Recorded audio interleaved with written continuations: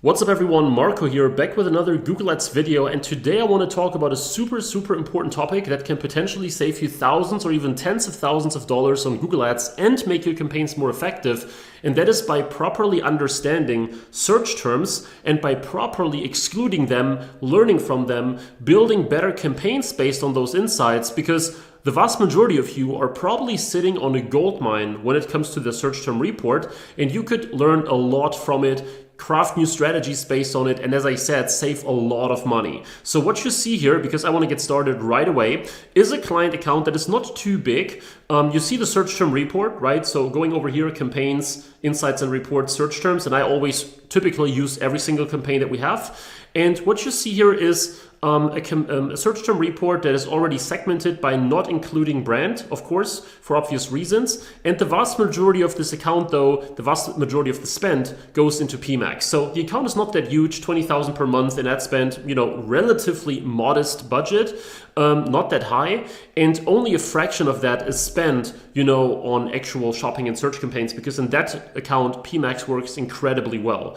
Nonetheless, those, few $100s in ad spend over the past 30 days, I forgot to mention that already results in 44,000 individual search terms, right? And of course, many of them will barely get any impressions. So you will get occasionally like 0 clicks, 1 impression, 2 impressions, whatever it might be. But that is exactly the point.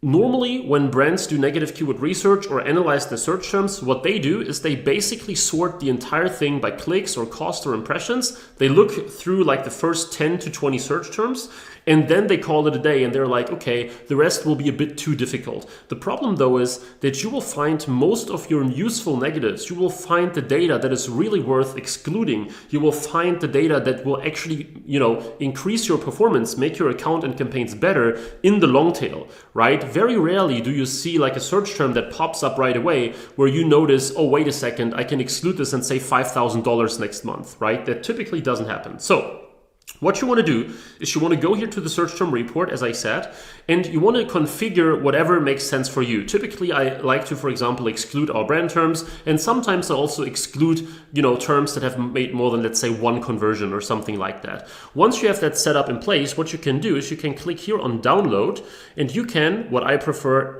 export it to a Google Sheet. You can also, export it to Excel CSV. You can do XML, PDF, whatever, but I find Google Sheets by far the easiest one. And I've already prepared it for you, so let's jump to the sheet already. So here you have the Google Sheet that I've exported, right? And the first thing that I typically do is I remove those two, where is it now? There you go. I remove those rows, right? And at the very bottom, you typically have, your totals, and I remove them too. Not that this is too important when we deal with 44,000 rows, but nonetheless. And then what you can do is here that, and you can, freeze up to row 1 so that it's a bit easier to look at. Okay, cool. Now what you can do is you have all your search term data in a Google Sheet, which is, in my opinion, a lot easier to look through than on Google Ads, right? Because it's slower, it's a bit clunky, it doesn't give you that much flexibility. Yes, you can exclude individual terms as negatives, but you can only attach them to the campaign, or you can do it with a list, but it's all not that ideal in my opinion. So now you have this huge gold mine of data. And what you can do now is you can do a variety of things. So this account is about, iced out jewelry, Cuban chains, grills, pendants, you name it, all kinds of things, right? And what you can do is you can start, for example, by sorting the sheet based on impressions, clicks, whatever. It kind of makes sense that way because, of course, the more impressions a search term gets, the more likely it is that it makes sense to exclude it if it's actually relevant. But you can do it, in all kinds of ways. As I said, you can basically do it with sorting by alphabet. You can do it in any way that you like. And what you now do is you group all these search terms into groups of negative keywords, or in the first step, you do it based on match types. So for example, right, and hopefully that's not too confusing right now. So the first term that we get, and remember that's only data without brand and without PMAX. The first term that we get is grills. And if you see a search term pop up multiple times, that is because it shows up in multiple ad groups or campaigns, right? So you will see here that there are multiple ad groups where this term shows. That's why it's like a double show. You want to find out or think for yourself, is this actually a relevant search term, right? Do you want to keep this? Is there a way that you can imagine this term actually converting, or can you exclude it because it's just waste, okay?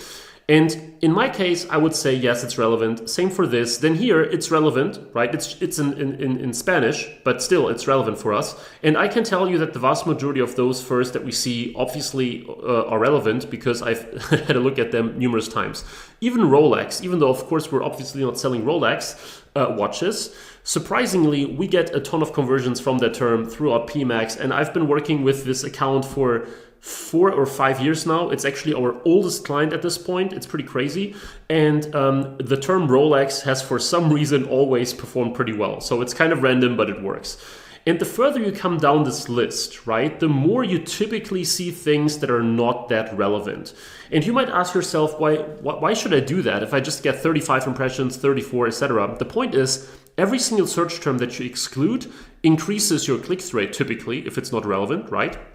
And there will be network effects. So the more you exclude, the more stuff you actually block from showing up. And this really compounds, so to speak. So the more negatives you apply to your brand, the more you will see your overall performance increase. Your click-through rates will go up, your CPCs will come down, your conversion rate typically increases. Now you will get better search impression share or higher search impression share rates, and so on and so forth.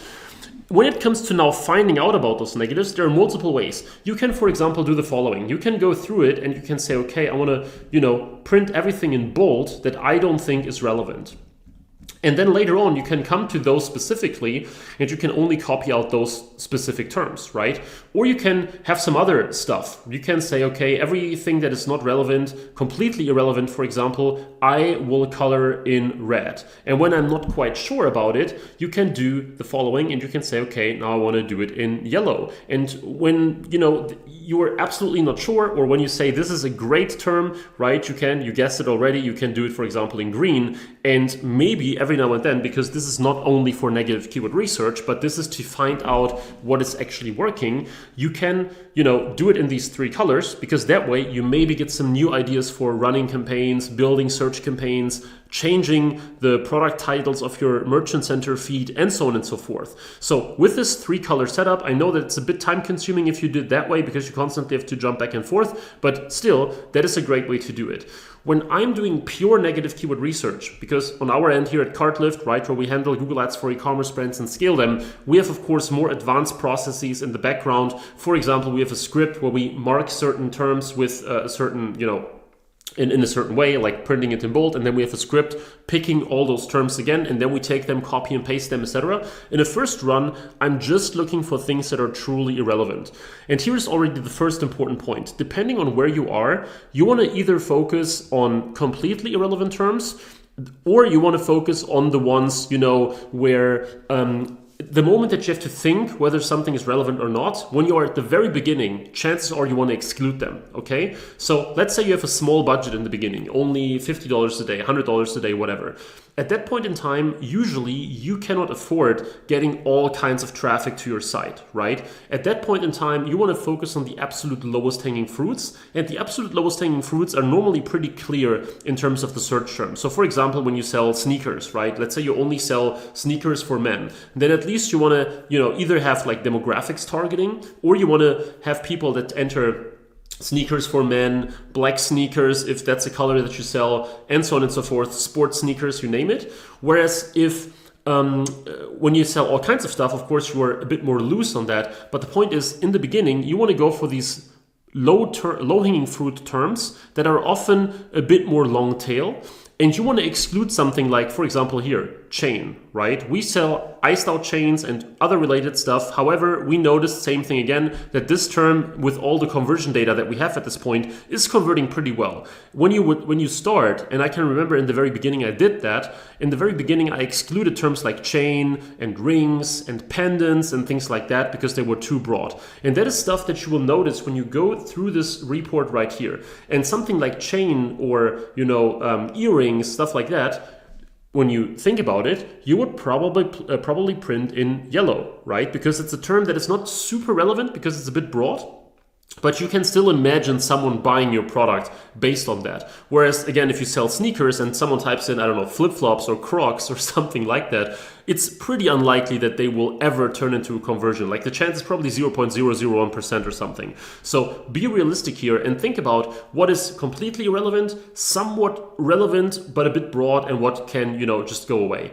And as I said, depending on your budget, you either exclude everything that's not perfect, or when you have a higher budget, 5 figures per month, high 5 figures, certainly 6 figures where you really want to scale, you want to convert things like earrings, as I said, chains, etc., because of all the conversion data that you have at this point.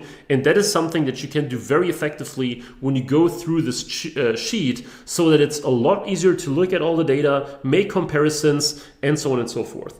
Now, there's another very powerful thing that you can do, and that is conditional formatting, right? You can go in here and you can say, okay, I want to look at the entire thing, for example, and you want to have something like when the text includes, let's say the text contains, I don't know, what would be a good example here now, but you can already guess what I mean. Let's say, for example, we don't sell silver jewelry, right? What we can do is you can have conditional formatting, and you can say if the text contains silver, you want to print it in red, right? Because there is no way that we can convert this person as we don't have silver jewelry. Now, in our case, as I said, it makes no sense, but it's great for illustration purposes because we have some silver keywords in here. But you can imagine on your end, if you have a few terms that you see over and over again, you can put them all in here one by one, and you will exclude so much stuff already on first sight. And now you can also filter, right? You can filter based on the color, or you can sort them based on the color, so that all the ones with like silver in the beginning or silver in the cell, regardless of whether it's in the beginning or in the end, will come up like one by one. And this is much more powerful, in my opinion, than doing it here inside of Google, where it's always like a bit clunky moving around.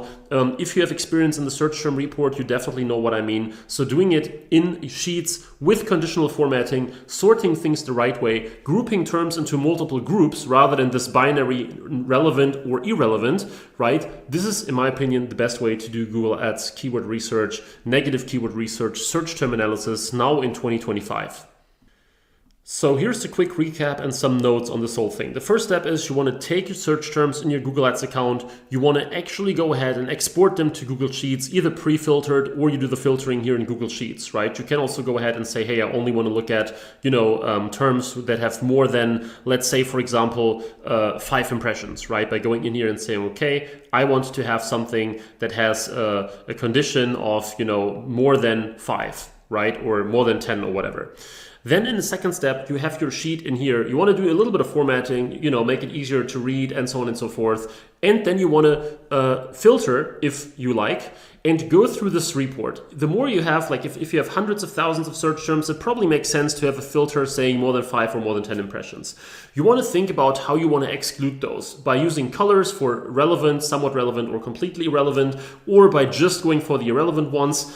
As I said, the most important thing here is in which stage you are in. The more sophisticated, the more scaled your brand is, the bigger your budget, the more keywords you want to include because of auto bidding, etc. Nonetheless, when I look across our biggest clients, sometimes we have like 10,000 negative keywords among multiple lists, right? Because what we're doing here, we use negative keyword lists with competitors, with irrelevant queries, and so on and so forth, putting them all into the campaigns that we want them to, rather than putting them all into one gigantic list, especially because you can only have 5,000 negative keywords per list. Not that you would reach that number very quickly, but still, we have many cases where we did, right? And then you want to use those to craft the perfect negative keyword list or lists for your brand. Don't forget that I mentioned that you can also use that data to come up with better audiences for PMAX. You can come up with better better titles for your Merchant Center feed, and so on and so forth, right? So you can do it all in the perfect way to make sure that you get the most performance out of this besides only negative keywords. Now, if this is something that you don't want to do at scale because you have tens of thousands, possibly hundreds of thousands of search terms, or you don't know where to start, you don't have the time, or you want this done in the best possible way, then of course we here at Cartlift are always working with some new e-commerce brands. So if you run an e-commerce brand and you say, hey, I really want to scale, I have no idea why I cannot, get through my plateau, I don't know why I have this invisible ceiling, then make sure to check the link in the description to cartlift.co. There you go, the battery is always empty when video approaches an end. So now I have to hurry. Basically, if you are a brand owner and you say, we want to scale to the next level, we want to break through this invisible ceiling, make sure to check the link in the description. We can talk 100% actionable, no commitment, nothing. It won't be one of these typical sales pitches, but rather us diving into your account, giving you a very specialized roadmap so that you have a step-by-step framework for what you should do next. If that sounds interesting for you, make sure to check the link in the description. With that being said, if you enjoyed this video, please leave a like, please subscribe for more Google Ads and performance marketing content for e-commerce, and I really look forward to see you in the next video again. Thank you very much for watching, and until then, bye-bye.